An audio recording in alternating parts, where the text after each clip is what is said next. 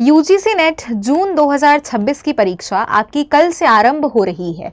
अब बहुत सारे स्टूडेंट्स ऐसे होंगे जिनकी प्रिपरेशन बहुत ही अच्छी होगी, कुछ स्टूडेंट्स ऐसे होंगे जिनकी बिल्कुल भी प्रिपरेशन नहीं होगी। लेकिन इस टाइम हम ऐसी चीज जरूर ढूंढते हैं कि ऐसा हम क्या कर लें कि अगर हमारा नेट क्वालिफाई हो रहा हो तो हम 10 से 12 नंबर और बढ़ा के जेआरएफ क्वालिफाई कर लें, या फिर एटलीस्ट अगर प्रिपरेशन हमारी इतनी है तो हम जितने ज्यादा नंबर हम समेट सकते हैं उतना ज्यादा हम बटोरने की कोशिश करते हैं। तो आज का ये वीडियो उसी आधार पे है जिसमें हम बात करने वाले हैं। जैसा कि हमको ऑलरेडी पता है कि यूजीसी नेट में कोई भी नेगेटिव मार्किंग तो होती नहीं है। अब आपको क्वेश्चंस में आंसर्स का चयन कैसे करना है कि आपके मैक्सिमम आंसर्स, मैक्सिमम क्वेश्चंस यहां पे सही हो। अब यहां पे जो गाइड में आज लेके आई हूं ना, वो मैं प्रॉपर रिसर्च करके क्वेश्चन के साथ लेके आई हूं। यानी कि क्वेश्चन के साथ हम समझेंगे कि आपको अगर क्वेश्चन नहीं आता तो भी आप उसको सही आंसर कैसे लगाओ। तो सबसे पहले हम बात करते हैं लैंग्वेज की। जिन क्वेश्चंस, अच्छा इन सब ऑप्शंस को मैं एग्जांपल के साथ भी समझाऊंगी। हम एक्सट्रीम एंड रिजिड ऑप्शंस को यूजुअली अवॉइड करते हैं, आपको अभी एग्जांपल से समझ आएगा। जिन क्वेश्चंस में हमेशा, ऑलवेज, ओनली, नन, ऑल ये सब होता है वो मैक्सिमम टाइम्स वो इनकरेक्ट ही होते हैं। और जो आपको ज्यादा सॉफ्ट लगते हैं ना, ज्यादा सरल लगते हैं, उनमें प्रोबेबिलिटी ज्यादा होती है सही होने की। फिर आते हैं आपके शॉर्ट स्ट्रक्चर्स, यूजुअली ज्यादा डिस्क्रिप्टिव होते हैं, इसको भी एग्जांपल समझेंगे। लॉन्ग जो क्वेश्चंस होते हैं, जो लॉन्ग ऑप्शंस होते हैं, वो ज्यादा हमको कॉम्प्लेक्स लगते हैं और उसी का रीजन है कि वो मैक्सिमम टाइम सही होते हैं। फिर आती है हमारी ग्रामर। अगर देखो ग्रामर इनकंसिस्टेंट होगी, जैसे मान के चलिए कोई क्वेश्चन आपका अ से एंड हो रहा है, तो ऑब्वियस सी बात है फिर उस अकॉर्डिंग ही आप अपना वर्ड चूज करना, ये दूसरी चीज है। ठीक है, फिर आता है हाईएस्ट और लोएस्ट ऑप्शंस के बारे में। यूजुअली ऐसा नहीं होता, हम हमेशा एक मिडिल ग्राउंड चूज करते हैं। अब इसको ऑप्शंस क्वेश्चंस के साथ समझते हैं। देखो क्वेश्चन है, which statement about effective teaching is correct?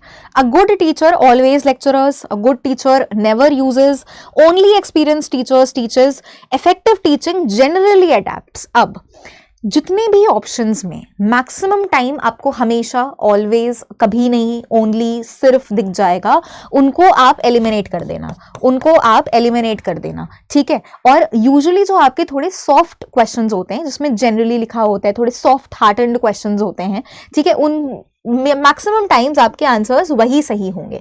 ठीक है, तो इस क्वेश्चन में आप देख सकते हो कि ये बहुत एक्सट्रीम ऑप्शंस हैं। तो सबसे पहले तो आप एक्सट्रीम ऑप्शन को बिल्कुल हटा देना। जिन ऑप्शंस में आपको यूजुअली मिल जाए एंड जनरली मिल जाए, वो ऑप्शंस हमारे ज्यादा करेक्ट होते हैं। फिर हम आ जाते हैं प्रिसिजन प्रिंसिपल से। अब इसका क्या मतलब है? इसका अर्थ ये है कि बहुत बार एग्जामिनर्स ऐसा करते हैं कि वो आपको अपने ऑप्शंस में बहुत ही सरल सा लाइन देंगे, इतना सरल सा ऑप्शन वो देंगे आपको कि आपको लगेगा यही सही है, बट ऐसा नहीं होता। मेजॉरिटी टाइम्स जो ऑप्शन बहुत ही कॉम्प्लेक्स होता है या बहुत डिटेल होगा, उसमें आपको कीवर्ड्स ढूंढने हैं। और अगर उसमें आपने कीवर्ड्स ढूंढ लिए, जैसे action research is best described as what? Research done by professors, large scale national survey research, library based theoretical research. फिर हमारे पास एक लंबा ऑप्शन है, research conducted by a practitioner to solve a specific immediate problem in their own setting and improve their practice.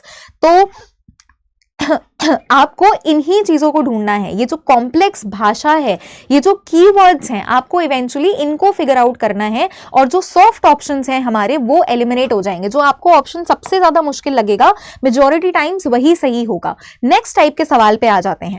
Reliability of a research tool primarily refers to its what?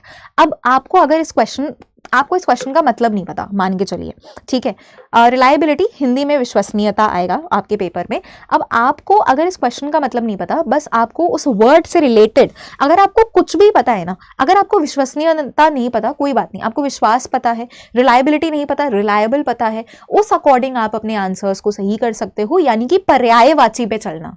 ठीक है, हम इसको क्या बोलते हैं? पर्यायवाची, similarity वाले terms पे चलना, जो वर्ड इको करेगा दूसरे वर्ड को। जैसे for example validity of conclusions, consistency, sample size, ethical clearance. तो ये तो देखो बिल्कुल ही मैच नहीं हो रहा, ये तो आप पहले ही एलिमिनेट कर देना, ये तो बिल्कुल ही मैच नहीं हो रहा। उसमें हम रिलायबिलिटी, एक विश्वसनीयता, इस तरीके की बात कर रहे हैं, और यहाँ पे तो साइज, क्लियरेंस, ये तो मैच ही नहीं हो रहा, राइट? तो अगेन हमारा राइट ऑप्शन यहाँ पे कंसिस्टेंसी हो जाएगा। निरंतरता, विश्वसनीयता, आपको पता होना चाहिए, रिलायबल, कंसिस्टेंट। अगर आपको कोई क्वेश्चन ना भी आता हो तो भी आप उसको इस प्रकार करेक्ट कर सकते हो। और एक और चीज मैंने नोट करी है जब हम मॉक टेस्ट ले रहे थे, उसको भी अभी मैं आपको बताऊंगी। अब जैसे आपका ये क्वेश्चन है, in a positively skewed distribution mean is greater than medium, mean is less than medium, distribution is always normal, there is no mode. अब देखो, always no, extreme options, and usually आपको ऐसा ऑप्शन में मिलेगा अगर दो option ऐसे होंगे ना जो ऑपोजिट हो, अगर दो ऑप्शन ऐसे हों जो ऑपोजिट हों, उसमें से ज्यादा चांस होता है कि एक ऑप्शन आपका करेक्ट होता है। तो ये भी एक बहुत ही इंपॉर्टेंट पेयरिंग है आपके ऑपोजिट्स की। फिर आ जाते हैं आपके न्यूमेरिकल क्वेश्चंस पे। ये आपको मैथ्स में ज्यादा फायदा देगा। मान के चलिए अब कुछ भी हो गया, आपका आंसर नहीं निकल रहा, टाइम नहीं बचा, कोई ऑप्शन तो आप लगा के आओगे क्योंकि नेगेटिव मार्किंग नहीं है, तो आपको कौन सा ऑप्शन लगाना चाहिए। क्वेश्चन है, as per UGC NET the qualifying marks aggregate cutoff it is typically set around 10, 40, 90, 99। अब ये आपके ऑप्शंस हैं। अब देखोगे 10 देखो बहुत ज्यादा इस साइड हो गया, 90, 99 एकदम ही इस साइड हो गया। तो यूजुअली जो राइट ऑप्शंस होते हैं वो आपके बीच के रहेंगे, वो आपके मिडिल के रहेंगे, ठीक है। तो ऐसे अगर क्वेश्चंस आएंगे मैथ्स के, अगर आपसे आंसर नहीं निकला तो एक्सट्रीम को ना छोड़ के रियलिटी मैक्सिमम टाइम्स हमारे बीच में एग्जिस्ट कर रही होती है, मिडिल में एग्जिस्ट कर रही होती है। अब ये बहुत ही ज्यादा इंपॉर्टेंट है, all of the above threshold. जैसे कि ऐसे क्वेश्चंस बहुत आते हैं पेपर में, good research is what, systematic, logical. अब आपको पता लग गया कि व्यवस्थित तो है ही है, तार्किक भी है, जाहिर सी बात है अगर आप इंपेरिकल को छोड़ भी दोगे तो भी आपको पता है कि दो अगर मैंने मैच कर लिए तब तो ऑल ऑफ द अबव ही होना है। तो ऑल ऑफ द अबव वाले ऑप्शंस, अब इसमें क्या प्रॉब्लम होती है जो मैंने भी अपने स्टूडेंट्स के साथ मॉक टेस्ट में पाई कि स्टूडेंट्स यूजुअली पहला ऑप्शन देख के वो टिक कर देते हैं, बट ऐसा आपको नहीं करना। आपको देखना है कि एक एक ऑप्शन को रीड करके, क्योंकि इसी के अकॉर्डिंग आजकल जो ट्रेंड चला है A and B only, A B C only, B C only, ऐसे भी क्वेश्चंस पूछे जाते हैं। तो अगेन आपको सभी ऑप्शंस को यहाँ पे रीड करना है, ऑल ऑफ द अबव वाला जो सिस्टम है, ठीक है। अगर आपने दो भी ऑप्शन सही टिक कर लिए तो ऑटोमेटिकली आप लास्ट वाला अगर बाईपास कर भी रहे हो तो भी कोई दिक्कत नहीं है। फिर आ जाते हैं हम बहुत ही इंपॉर्टेंट टाइप ऑफ क्वेश्चंस पे, जो कि हैं हमारे असर्शन रीजन वाले क्वेश्चंस। असर्शन रीजन वाले क्वेश्चंस आपको कैसे सही करने हैं। अब जैसे मैंने मॉक लिया, मैंने देखा स्टूडेंट्स इतना तो फिगर आउट कर लेते हैं कि मैम ये दोनों स्टेटमेंट्स ट्रू हैं, बट उनको प्रॉब्लम आती है रीजन में। अब आ जाइए, ये आपके क्वेश्चंस हैं, जैसे sampling is used in research. अब ये हमारा कथन था, आपने देखा ये तो ठीक है, रिसर्च में सैम्पलिंग का यूज होता है। Studying an entire population is costly या फिर टाइम कंज्यूमिंग, आपने देखा ये भी बिल्कुल ठीक है। अगर हम ज्यादा पॉपुलेशन को स्टडी करेंगे, ज्यादा जनसंख्या को स्टडी करेंगे, बट ऑब्वियस सी बात है कि उसमें समय ज्यादा कंज्यूम होगा। अब आपने देखा कि ये दोनों स्टेटमेंट ट्रू हैं। सबसे पहले तो ये चेक करो, दोनों स्टेटमेंट ट्रू हैं। अब आप देखो कि क्या इसका रीजन मैच हो रहा है। देखिए इसमें हम सैम्पलिंग की बात कर रहे हैं, इसमें हमने बोला कि सैम्पलिंग क्यों करते हैं, इसीलिए करते हैं ना ताकि जनसंख्या को हमको इंटायरली स्टडी ना करना पड़े। जनसंख्या हमारे लिए स्टडी करना पॉसिबल ही नहीं है, इस वजह से ही तो हम एक नमूना चूज करते हैं। तो आपने देखा कि जो कारण है, जो बिकॉज है, वो प्रॉपरली मैच ऑन कर रहा है, तो ये ऑप्शन भी हमारा इंटायरली करेक्ट यहाँ पे हो जाएगा, ठीक है। नेक्स्ट टाइप के ऑप्शन पे आ जाते हैं आपके मैच लिस्ट वाले ऑप्शंस, जो मैच वाले ऑप्शंस आते हैं। Durkheim, Weber, Marx, bureaucracy, social facts, class conflict आपके मैच वाले ऑप्शंस हैं, एंड आपको यहाँ पे मैच करना है। तो मैच वाले ऑप्शंस में क्या एडवाइजेबल होता है कि आप सबसे पहले, अब जैसे आपको लगेगा कि मैं मान के चलो आपने मार्क्स देखा और आप थोड़े से श्योर हो क्लास कॉन्फ्लिक्ट के लिए, थोड़े से श्योर, तो सबसे पहले आप सी का 3 मत टिक करो। अगर जिस भी ऑप्शन के लिए, अब ऐसा तो जरूर होगा कि 4 ऑप्शंस में से आपको एक के लिए तो आप श्योर होगे, राइट। अब एक के लिए आप श्योर होगे तो आपको क्या करना है, सबसे पहले उसको मैच कर लेना है। ए का 2 आपने देखा, चलो इसको हटा दीजिए, इसको इंटायरली एलिमिनेट ही कर दीजिए पूरी तरीके से, ठीक है। आपने ए का 2, ये तो बी और सी रेपिटेशन है, ठीक है, और ये वाले हमारे पास जो कंटेंडर्स हैं वो बच गए। अब बस इसमें से अगर आपने एक भी और फिगर आउट कर लिया तो आपका राइट आंसर हो जाएगा। तो अगेन ये जो एलिमिनेशन मेथड है ना, ये मैच द फॉलोइंग में, क्रोनोलॉजी में सबसे ज्यादा आपकी मदद करेगी। एक चीज क्रोनोलॉजी में मैं बताती हूँ। क्रोनोलॉजी में मान के चलिए हमारे पास कोई क्वेश्चन है, ठीक है, हमारे पास कोई क्वेश्चन है जिसमें उन्होंने ये 4 ऑप्शंस आपको क्रोनो में अरेंज करने हैं। अब आपको लेट अस इमेजिन ये 3 और चौथे ऑप्शन का आपको ईयर पता है, ध्यान से सुनिएगा इसको, ये आपका क्वेश्चन सही कर सकता है। आपको तीसरे और चौथे ऑप्शन का ईयर पता है 1944, 1950, आपको सिर्फ इसका पता है, ठीक है। अब आपको पता है क्रोनोलॉजी मुझे इन दोनों के तो आते ही नहीं है। अब आप क्या करोगे, आप सबसे पहले इतना फिगर आउट करना अपने ऑप्शंस में कि 3 के बाद 4 होना चाहिए, इतना फिगर आउट कर लेना, क्योंकि कुछ ऑप्शंस ऐसे होंगे जिसमें पहले 4 होगा, तो जिस भी ऑप्शन में देखो पहले 4 है उसको तो पहले ही हटा दो। आप समझ रहे हो मैं क्या कह रही हूँ? आपको 2 ऑप्शन के भी अगर साल पता है तो सबसे पहले उसका ऑर्डर लिख लीजिए 3 4।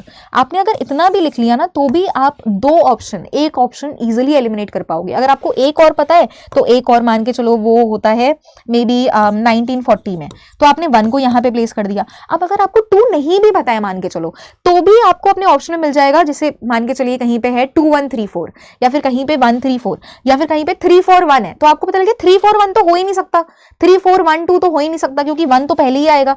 तो एक ऐसा ऑर्डर आपको एक रफ कॉपी मिलती है, उसमें आप ये ऑर्डर नोट कर लीजिएगा, ठीक है। ये आपको मैथ्स और क्रोनोलॉजी वाले क्वेश्चंस में बहुत ही ज्यादा लाभदायक होगा। अब हम आ जाते हैं वन लाइनर क्वेश्चंस पे। जैसे consider the statements about the RTE act which of them are correct. Free education 6 to 14 link to article 21A applies only to private unaided schools. अब ऐसे क्वेश्चंस आते हैं, आपको पता है ये इतने ओनली ऐसे बहुत क्वेश्चंस आते हैं, 1 and 2 1 2 and 3 2 and 3। अब आपने देखा कि मुझे तो यहाँ पे ओनली दिख गया और ये इनकरेक्ट भी है, तो एक्सट्रीम को तो आपने, जो मैंने सबसे पहली दूसरी ट्रिक बताई थी, ओनली को तो आपने उससे हटा दिया, एलिमिनेट कर दिया। अब 3 को जब आपने एलिमिनेट किया तो देखो पहले यहां से इन दोनों को हटा दीजिए, इन दोनों को आपने हटा दिए, फिर आप इस पे इसमें आओ, ठीक है। तो इस तरीके से आपको एलिमिनेशन ट्रिक का इन ऑप्शंस में यूज करना है। यूजुअली ऐसा होता है, स्टूडेंट्स को लगता है कि ठीक है हम डायरेक्टली ऑप्शन से मार्क कर लेते हैं, नहीं, जो एलिमिनेशन हो पहले वो एलिमिनेट कर दीजिए। अपनी रफ कॉपी में आप लोग लिखते चलो साथ में, ये आपके क्वेश्चन को बहुत ज़्यादा सही बनाएगा, ठीक है। इतनी बातें आपको ध्यान में रखनी है। अब एक और ट्रिक जो हमने नोटिस करी थी मॉक टेस्ट में वो ये थी, कोई क्वेश्चन मैंने स्टूडेंट्स को दिया था, असर्शन था, उसमें रीजन था और पैरामेट्रिकल टेस्ट और अप्रोच से रिलेटेड कोई क्वेश्चन था। अब वो क्वेश्चन आपने नहीं पढ़ा, अग्रीड, आपने नहीं पढ़ा कोई भी ऐसा क्वेश्चन, या पेपर 2 में ही मान के चलो ऐसा कुछ है जो आपने नहीं पढ़ रखा, बट उसमें आपको क्या करना है, उसमें आपको कीवर्ड्स इकट्ठे करने हैं। क्या करना है उसमें आपको कीवर्ड्स इकट्ठे करने हैं। अगर आपने कीवर्ड्स इकट्ठे करके उनका मिलान कर दिया तो भी आप बहुत ज्यादा चांस है कि आपका आंसर सही हो जाएगा। मैंने जो मॉक टेस्ट लिया था फिर मैंने स्टूडेंट्स को इसी मेथड, इसी ट्रिक से बताया था।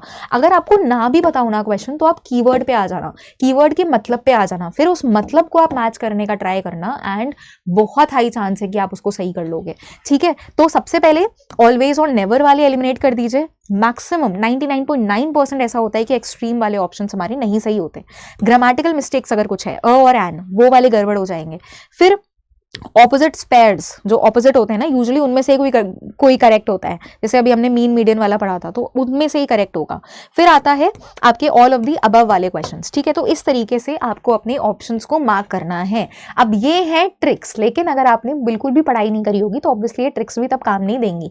आपको थोड़ी सी बेसिक नॉलेज तो इन चीज़ों के बारे में होनी ही चाहिए, लेकिन अगर आपको नॉलेज नहीं है मान के चलिए और आप किसी क्वेश्चन में फंस जाते हैं तो आपको इन ट्रिक्स का यूज करना है और आप अपने नंबर बढ़ा सकते हो। अगर आप नेट का स्कोर क्वालिफाई कर रहे हो तो अगर आप इस ट्रिक से थोड़ा बहुत भी अगर आपने इंप्रूव कर लिया तो आपके नंबर इससे बढ़ जाएंगे और आप JRF की सीढ़ी तक पहुंच सकते हो, या फिर मे बी आप PhD से नेट की सीढ़ी तक पहुंच सकते हो, ठीक है। तो ये वाली बातें हैं जो आपको ध्यान में रखनी है। बाकी ऑल द वेरी बेस्ट सभी को। कल से आपके नेट की परीक्षाएं स्टार्ट हैं एंड इन ट्रिक्स का ध्यान दीजिए, लेकिन उसी के साथ साथ आपको बहुत ही पॉजिटिविटी के साथ परीक्षा में बैठना है, क्योंकि एक चीज और जो हमने मॉक टेस्ट में ऑब्जर्व करी वो ये थी कि मॉक टेस्ट में स्टूडेंट्स एक प्रेशर में आ जाते हैं। उनको लगता है कि मुझे 50 में इतने क्वेश्चन सही करने हैं, मे बी पेपर 1 में, पेपर 2 में या फिर कंबाइंड में, तो उनके ऊपर एक ऑलरेडी प्रेशर आ जाता है। इस वजह से वो आती आती चीजें भी ऑब्वियसली बात है गड़बड़ कर देंगे। तो आपको स्ट्रेस नहीं लेना है, बहुत ही पॉजिटिविटी के साथ आपको ऑब्वियसली अपना पेपर देना है, ठीक है। तो ये थी आज की ये ट्रिक्स वाला session. Thank you so much everyone. और कोई और डाउट के लिए हमारा कमेंट सेक्शन आप लोगों के लिए ओपन है।